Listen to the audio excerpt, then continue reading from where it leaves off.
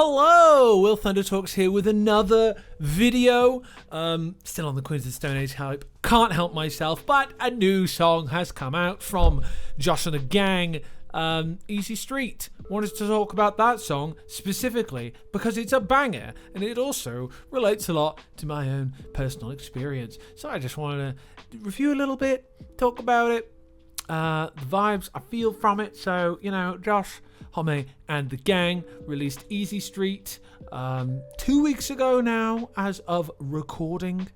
So it premiered July 14th, 2026. It originally was debuted in the Catacombs in Paris, where they did a very cool selection of music videos recently because they've wanted to, well, Josh I know has wanted to for many years to record in the Catacombs in Paris. But anyway, on to Easy Street. Easy Street has a fun, kind of chipper acoustic guitar introduction with kind of clappy percussions. Kind of a bit of a stripped back kind of production from what I usually expect from a lot of modern Queens of the Stone Age. There's still the beautiful, almost like country influences of the synths and the woos, the whooshes. That feel almost like the country twang strings to me, but also with synthy vibes. Also love that a lot. Now the lyrics to this song hit different for me because I think, from what I understand of the musical intention here, Josh wrote this song to highlight the chaos of life, and that there's like parts that are cool and great. And there are parts that suck, but you always got your boys. I think the music video really exemplifies this. The gang of freaks partying and being absurd and kind of celebrating and loving kind of what they're about. I love the grandma with the machete. Shout out to the grandma. All the outfits of the band members, amazing. Shout out to Santa Theodore on the drums. Love to see it. But I wanted to break the lyrics down a little bit, line by line. I think the chipper kind of music, the chipper major sounding instrumentation is a really interesting contrast for a lot of the lyrics, right? So, I'm going to read a little bit out and tell you what I think about it. Literally the first line is, I'm chandeliering, now I'm fearing the worst. I hang from the ceiling, hear you pray for my curse. Those supposed to love me the most are breaking my heart. Now, love that. Love the rhyme here, the half rhyme. Worse than cursed. Heart and most, half rhymes-ish. It sounds nice in the mouth. Good job, Josh, in terms of the old rhymes. But I think it's a beautiful contrast with how chipper the music itself sounds. And it's just that throughout the whole song, it's awesome. I'm a big fan of it. Wish I could share a bit more to Petrified. I guess to me, a lot of the story that's coming through in the lyrics is that Josh feels kind of like unable to be authentic with a lot of people around him, kind of used. Especially the line, the sound of your voice and the things that you say, just shut up and fuck me or shut up and go away, really speaks to kind of this used and abused dynamic. I felt a lot of Queens of Stone Age music. The motif of the machete is consistent. I think about paper machete. They love machetes. It's a vibe. It's a dangerousness to it. I get it. But I think there's something that really speaks to my experience as a man in the world trying to vibe and do the things I'm trying to do. And I guess sometimes I feel like I don't matter. I guess that's how I resonate to this kind of just shut up and fuck me or shut up and go away. Josh is a beautiful man, and I'm sure women have embraced his beauty, but not his personality. And rejected him on a personal level. But I get a lot of the lyrics are like almost a back and forth with what maybe he wished he said in the chaos of life. violence is never the answer. You say, I question how he's not been punched in the face. Yeah, I feel like these are a lot of like really relatable instances for Josh as he's like built up anger, pent up frustrations that like maybe he's not been able to express, and he's kind of expressing joyfully in this song. But also about his growth, right? I'm not like that anymore, been dead a long time. I don't believe in luck, so you can have mine. All those lyrics to me kind of say that Josh, he used to be a violent dude. He did used to be a violent dude. There's a lot of like noted recorded bits that demonstrate him being a physically aggressive individual. I think that comes through in a lot of his music. There's a deep aggression, especially in a lot of the like earlier stuff. I'd say throughout the whole discography, there's always an undertone of violence, which is part of what I like about it. But I think it kind of expresses things I almost feel like me. I feel, but I can't say. Right? I know if other guys relate to that. Sometimes I feel violence and I can't express it, but Josh gives me the words and the sounds that make me go, ooh, yes, that's how I feel. Thank you for sharing that, Mr. Home. And then again, to continue further down, drinking don't help, but it sure blocks out the help. Don't ruin the vibe. I do that all by myself.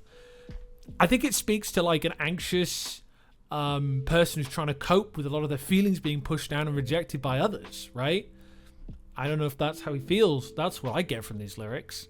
And I've certainly felt that myself. I've had my own vices that have pushed my feelings down, right? For me, it wasn't drink. For me, it was video games. And probably getting lost in fantasies of all kinds. Probably porn addiction back in the day too, if I'm honest with myself. And I definitely resonate to don't ruin the vibe. I do that all by myself. I feel like I say inappropriate, weird stuff that ruins the vibe. I'm sure a lot of people that feel like they fit in that freak category probably resonate with that a lot, you know? Sorry for your loss, but you lost. That's a really interesting line to me. I guess as somebody who, in my experience, I feel like a lot of people just open up to me because I just seem like calm and chill, and like I'm calm and chill, but like people will like come up to me and like just like share profoundly traumatic things sometimes. I guess that line really resonates with me because out of nowhere it's just like, oh, sorry for your loss, but you lost. You know, that's definitely my projection. It might be more with Josh's relationships. And then the chorus is always a fun interest, a fun contrast, I guess, because you know, if you need me, come and see me on Easy Street. I ain't hard to find. Because I assume in the chorus, Josh is kind of saying like, I'm an easygoing guy. If you really need me, I'm over here. We're all freaks. I love you. I celebrate you. We're gonna have a great party. We're gonna have a great time. And I appreciate that. I think that really signals his growth. I think I assume he's more emotionally available with people in his life now, because I think I contrast it to like earlier songs, earlier lyrics from Josh's discography. It's about aliens and stuff, right? It's about no one knows, for example. That's got a lot of. It's about drugs. It's about him dissociating from his pain, right? And I relate to that. I think a lot of us do. I think that's why so many people love his music. But I think that there's a real turning point in Easy Street for me in terms of the discography. Saying, hey, like, we've kind of come to a degree of acceptance. There's a real warm embrace about this song for my inner freak. I feel like, wow, okay, Josh is really accepting himself here, and also like going, yeah, man, stuff's chaotic. Sometimes I'm rejected. Sometimes people do bad things. Sometimes I do bad things. But like, we can still party. We can still accept each other, you know? He's accepting his faults here. I think he's taken a lot of self-responsibility and accountability for like what he has done and what he has been and how he's grown past that. And you know, the final few lyrics of amazing to be lost in a maze you made up in your mind. I assume that speaks to some kind of conflict he's had in relationships previously. But I think there's something really like more directly honest and raw emotionally about this song than maybe a lot of other Queens of the Stone Age songs. You know, a lot of it's wrapped in metaphors and clever turns of phrase that kind of allude to things but don't directly hit on some feelings. I mean, some songs are very emotive. I Appear Missing, very emotive. Fortress, Calopsia is quite emotive. But Calopsia is about things appearing more beautiful than they are. There's about deception there, right? Things being concealed. And I think that's a very common theme in a lot of Queens of the Stone Age music. And that's why Easy Street hits real different for me. Because it feels like Josh is kind of lifting the veil a little bit and being like, hey, this is kind of what I'm going through directly, right? He's not creating these like beautiful metaphors and experiences. He's kind of more directly talking about like how he feels. It's amazing, man. Proud of him. Anyway, this is maybe one of the more authentic songs he's ever written. And that might sound weird compared to any other song on his discography, you know? You can even go all the way back to Regular John on the self-titled album. Or Go With The Flow, Make It With You. You know, there's a lot of like light stuff. There's nothing super emotionally direct about Josh's experience. And what a babe. Love him. He's a beautiful man. Ginger Elvis.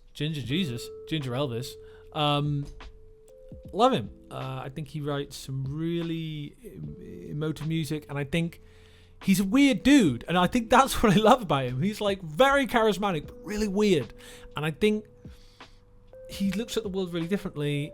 And I love the way his brain works that comes across in the music. He makes the indescribable concrete, but with metaphors, and paints beautiful pictures with his words and his voice, his beautiful falsetto that he jumps into.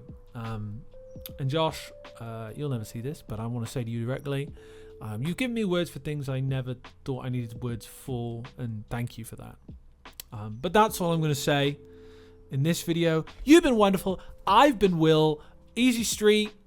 10 out of 10 for vulnerability. 8 out of 10 for musicality. Fun. Honest. Big fan. Take care of yourself, and I'll see you in the next video. Bye-bye.